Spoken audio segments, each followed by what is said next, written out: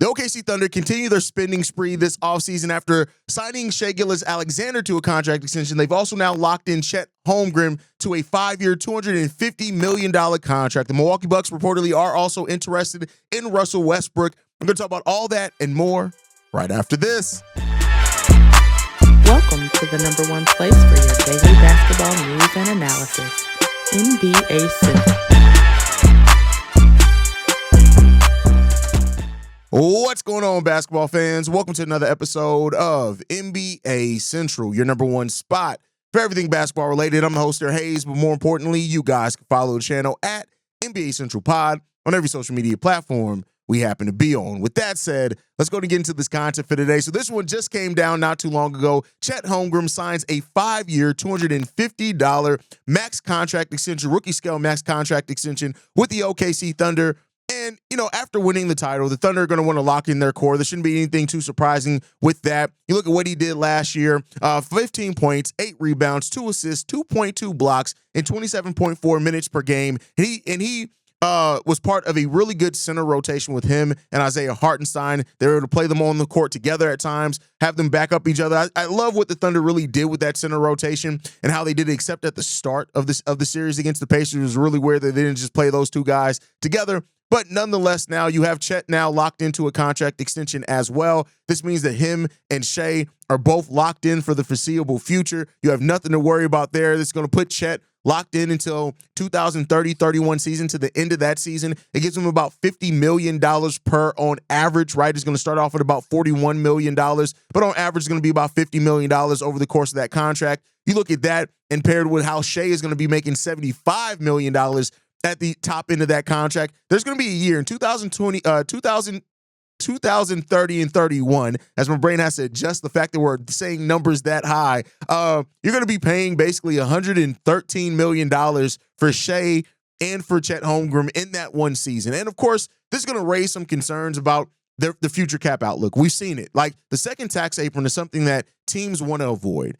And what the Thunder potentially being a team that could build a dynasty here, depending on how many more titles that they can win, and with all the youth and stuff that they have on their roster, that as it gets to a point, they're going to not be able to pay everyone. That's going to happen. You got to make a decision on Jalen Williams as a restricted free agent next year, and he's going to see a substantial rise from his $6.5 million, right? So you're going to have to get into the point of needing to figure that out. Right now, the Thunder have been balanced their money really well. This year coming up, they're $8 million below the first tax apron, not even into the luxury tax. And so, that's what the projection is there. So, they're a team that's going to have to try to balance that if they don't. But if they keep winning titles, maybe that's going to be a franchise that doesn't worry about paying the luxury tax. They just haven't done so yet. But with the number of picks that the OKC Thunder have, how well they've done on their picks, they're looking at kind of always being able to re-up with talent. And when you look at, for example, like with Thomas Sorber, that draft pick as a center position, and while you have Isaiah Hartenstein locked in for 2 more years, potentially, right? They do have, I think, a team option on next year's deal. But with that, like, the hope maybe is that by the time Isaiah Hartenstein's contract's up, rather than re-up him for $30+ million, you have Thomas Sorber that's developed at that point in time, and he's ready to give you something. That's really how the Thunder are going to have to try to play this with all the draft capital and things that they have, is just keep making sure if they always draft well, which they are going to have lottery picks in a lot of drafts going forward, despite being a championship caliber team, that if they keep drafting well, you're always going to be able to re-up with new talent and recoup that with new young talent that you can develop and things like that. And that's probably the spot that the Thunder are hoping they're going to be able to stay at. But this deal to Chet earned. I do think that with it being a fully guaranteed deal, that really does lock them into that as unless they could try to move and no trade clauses or anything like that's involved. But, with Chet and his at times not being able to stay healthy, I think that's the biggest red flag on this one. But Chet is a player that has worked hard. He's continually developing things like that. He's a really damn good player, and I don't see any reason why that's going to stop and why mess up the chemistry that's already there between him and Shai Gilgeous-Alexander, which is what you're building here. The next order of business now for them is going to be Jalen Williams. That's going to be the next thing. And the question is are they going to extend Jalen Williams before he even reaches restricted free agency, which they can do? The Thunder could not be done. We could see another contract extension coming up here in the next couple within the next couple of months before the season starts of Jalen Williams getting another deal and then really locking in their core in its entirety. So that's going to be something to watch out for here as it gets closer and closer to the season starting. They already locked in Alex Caruso on a contract extension. He's going to be making $18 million next year. So all those things are there. And I guess we shall see how that's going to work out for the Thunder. But let me know your guys' thoughts down below. 5-year, fully guaranteed, max level contract for Chet Holmgren that's going to put him in at $250 million. It's $50 million annual average value on that contract. Listen, shout out to Chet for getting paid. From that to a player that's looking to get paid, and that's Russell Westbrook. Russell Westbrook, who has not found a new destination as of yet after being a really good reserve for that Denver Nuggets team last year, even at times where he started. I was really kind of surprised, especially with the depth that they've added, that they didn't look to keep Russ. Some things came out that maybe he wasn't. Maybe there were some little minor problems in the locker room there, but it now are starting that. So this is what comes from Brett Siegel, that the Bucks are possibly interested in signing Russell Westbrook in free agency. Again, that comes from Brett Siegel, and I think it would make some sense there. I've said this before when the Bradley Beal rumors popped up, right, or whatever rumors pop up, is that the Milwaukee Bucks are in a place where they, especially with now avoiding the second tax apron, any value contracts that you're able to add to continue adding talent to that team, it makes sense. And I think in adding Russ potentially to that Milwaukee Bucks team, you're getting a player that last year definitely played off a star in Jokic really well. I think as long as he has a role that's clearly suited to what he does best and allows Russ to have moments where he's going to be Russ. And I think even then he adapted somewhat too at times for sure.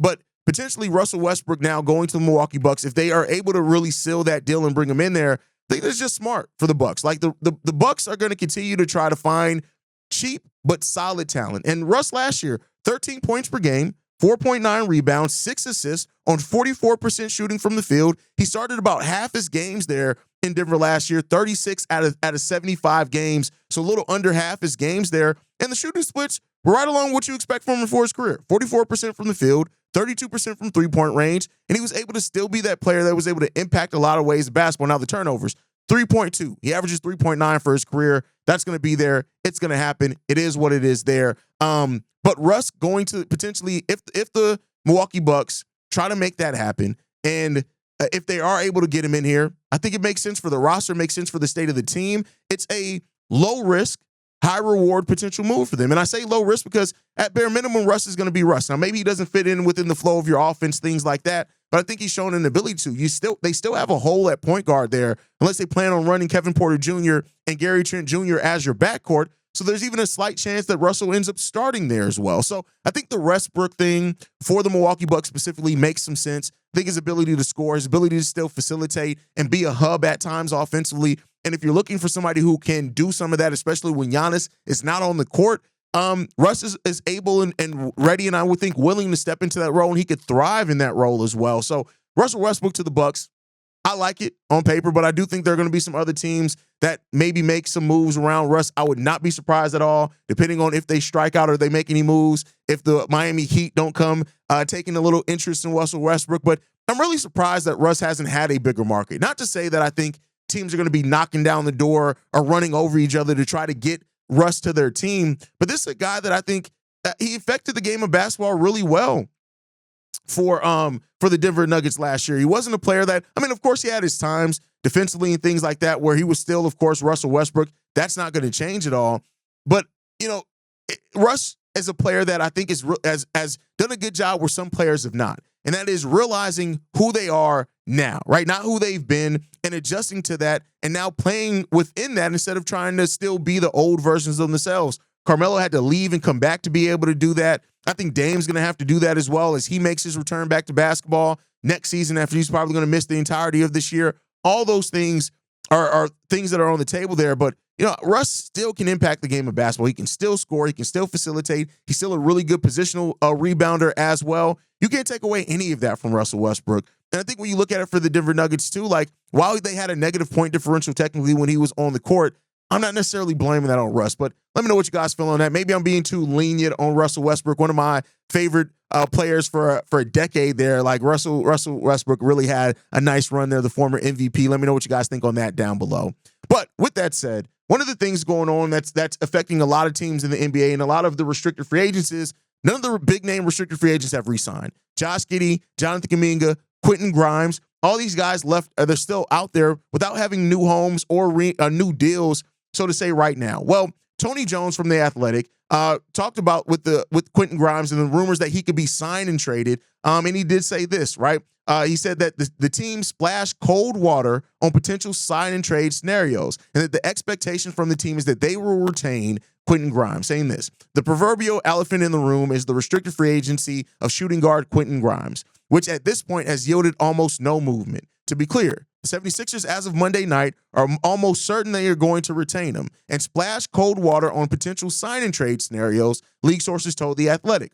The issue for Grimes is that the restricted free agency market is virtually non-existent. There's almost no cap space on the market, and that puts the 76ers in a position where they are bidding against themselves.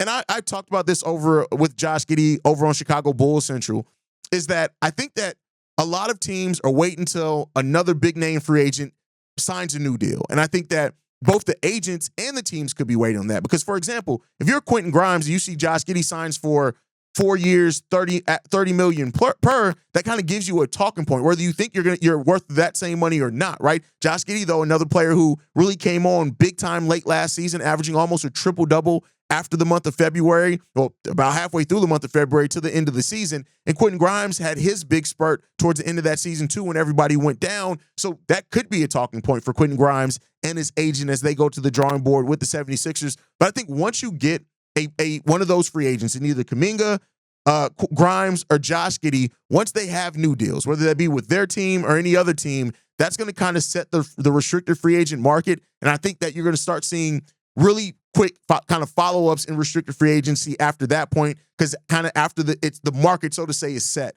I think that's how it's going to end up working out.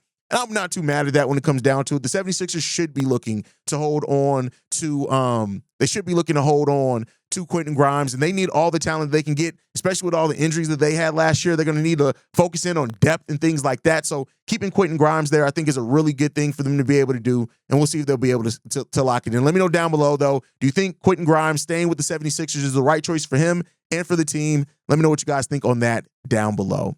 With that said, last topic for today, kind of a more interesting one, is that we found out that the Celtics reached out to the Pacers to kind of help with Tyrese Halliburton and his Achilles injury, saying this, and this comes from The Athletic as well, Jay King there.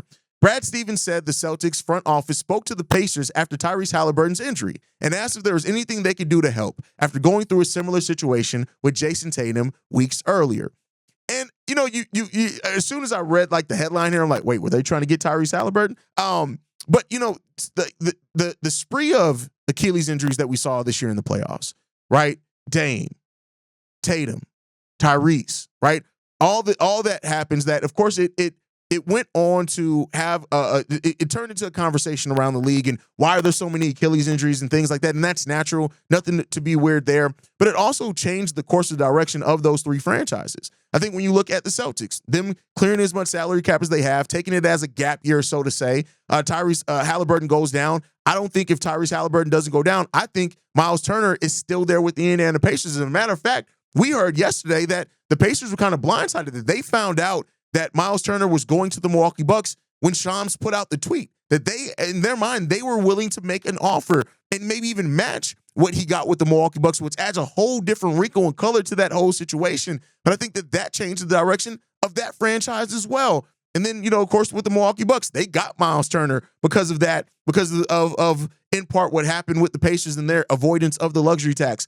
And it's a weird thing to have that many Achilles injuries, but it really is turning almost into the new ACL and what the ACL injuries were in like the early 90s. And hopefully this fixes. I don't think there's anything that the NBA could do about this or players working out or something. It's a freak thing that happened. But shout out to Brad Stevens being a stand-up guy and reaching out to the Pacers and saying, hey, we went through this. If there's anything that we can give you as far as advice or anything, let us know. I think that shows Brad Stevens is a stand-up guy. And, you know, it is what it is when it comes down to that. But let me know what you guys think on all that down below. That's my time for today, guys. Make sure you guys are following us at NBA Central Pod. You can send us any feedback, questions, comments, concerns, NBA Central Show at gmail.com. And then lastly, if you want to leave a text message and our voicemail for the mailbag, the number to do so, 773-270-2799. We are the #1 spot for everything basketball related. But more importantly, that's because of you, lovely and beautiful people. And like I like to end every episode on, man, I see you guys the next time I feel like making a video. At this rate, probably in an hour. Love you guys. Peace, y'all. This has been a presentation of the Break Media.